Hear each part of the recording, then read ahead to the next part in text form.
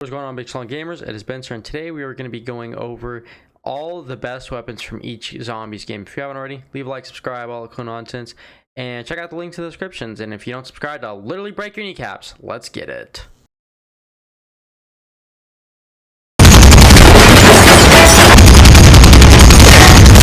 To start us off, we have the M19 Browning. This LMG is one of the most iconic and easily one of the best in COD Zombies, hands down. And if you disagree, get off the video. Anyway, going on though, we have this weapon, and it is an absolute beast. You can only get out of the box, so it's kind of one of those weapons that, you know, you gotta spend a little bit for it, but hey, it's totally worth it. This weapon, absolutely amazing. It's got some really high damage, about 130 output, and also it does have a really giant clip size, about 125, and when you pack a punch this thing, it is so much better. I mean, you get about 250 extra in the reserves.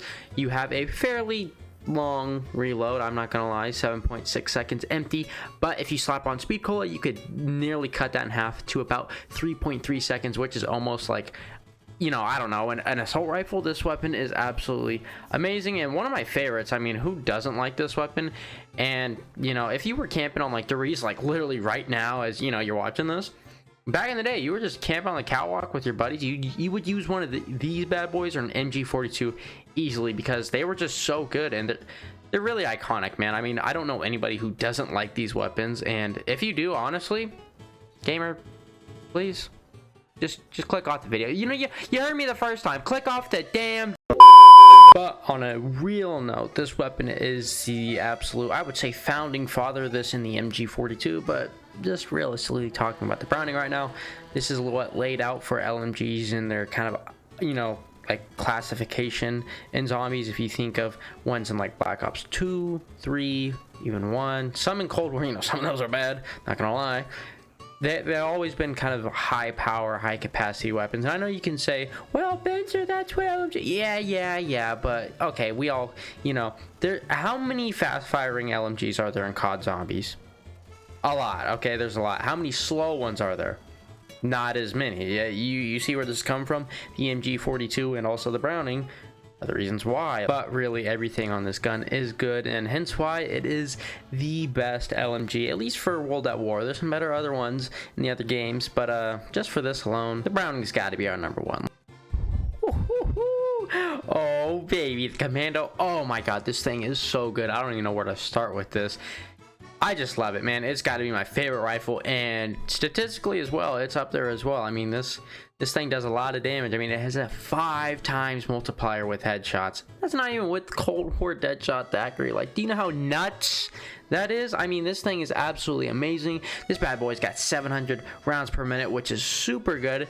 And even though it like mirrors with Cold War, technically speaking, with the XM4, doesn't feel like it at all. I mean, this bad boy gets about a magazine size of 40 when you pack a punch it as well. Standard, you only get about 30, you know, with about 300 in the reserves, which isn't too bad, honestly. And also the reload on this thing, 2.5 just for a regular reload, and 2.55 seconds empty. If you slap speed cola on this, it could literally be 1.2 seconds. You guys not see how important that is? I mean, this gun is absolutely like, I still don't understand how good this gun is. Everything about it is amazing, and you know, people like argue the Galil and the Commando, but we all know who has the bigger schlong in this, you know, predicament. But gamers, let's just get straight into Black Ops 2. Now, you wouldn't be a real Black Ops 2 gamer if you didn't just absolutely overly use the N94. I mean, this thing is probably one of the most unique assault rifles, at least in this game. I mean, for the first 2 shots of this weapon, you get your burst fire for about like an extra 300 RPM. So the standard rate of fire for this weapon, 625, you know, and for the first 2 rounds, it's 937. That's why it goes like that, and you know, it'll shoot a little bit slower. This thing is an absolute beast, though. I mean, everybody loves this. Everybody knows this. I mean, if you weren't using this weapon back in the day, you were probably using something along the lines of a PDW, or maybe if you did the ray gun Easter egg with the Olympia, you could do that. But everybody knows and loves this rifle for this purpose. I mean, it's just overall an amazing gun. I mean, this thing sucks schmeats off. It beats meat. I mean, this thing just does the whole thing. I mean, the damage for this, absolutely out of this park. It's one of the weapons that are actually more used in every other game other than Black Ops 2. I mean, you can find this in Black Ops 3 custom mods, and there's even iterations of this in, say, Black Ops 4, and then, you know, Black Ops 1, it was the AK-47, but, you know, that's nonsense for later. But it is a great rifle, and I think it's fair to say that this is probably one of the best weapons in Black Ops 2, not considering wonder weapons. I mean, there's some other great runners-up like the PDW or even the Galil, but hey, I mean, let's be honest here. The N94 was it. It was always it. It was amazing. The only problem with this gun, it was only available on the bad maps of the game. You could only find this gun on Die Rise and Buried. It was really, really weird. You couldn't find it on Mob of the Dead, or you couldn't find it on Origins either, which is such a bummer. Like that's such a cock tease. Like, imagine, like, you gotta play the worst maps besides Buried. But, you know, that's why I'm playing it, to use the best gun. Like, come on, man. Did you really have to do that? The weapon overall, though, it's pretty good statistically wise. I mean, you spawn in or you're running down an alley and you find this on the wall. I mean, you were saved. I mean, this was the gun to get. Everybody had it. I mean, if you were playing in co-op and your buddy took the wonder weapon and, you know, you didn't have any other better weapon to use, you were gonna grab this. There's no doubt about it. I mean, you go through any memory that you have with Black Ops 2, there's at least 20 of them with this weapon alone, and, you know, it's a good weapon overall, and that's why it is number 1 on our list.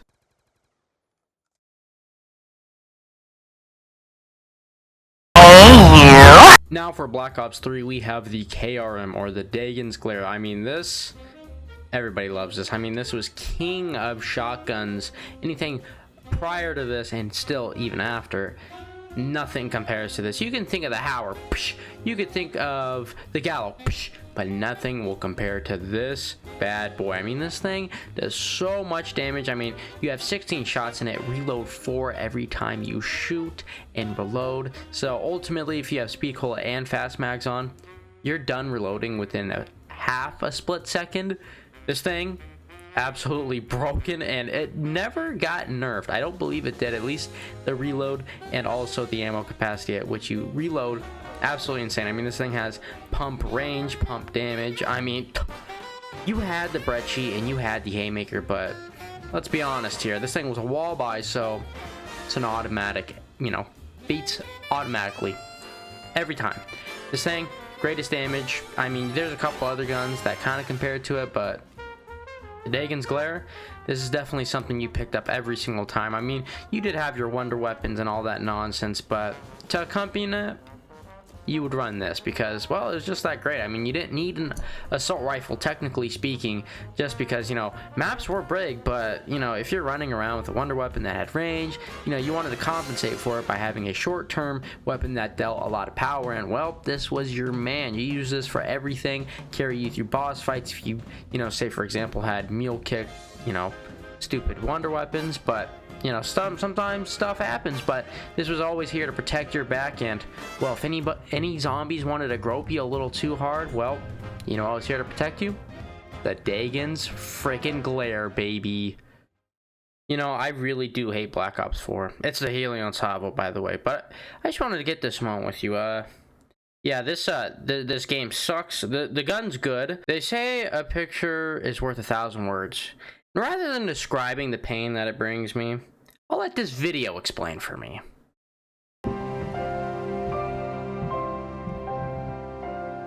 Fuck.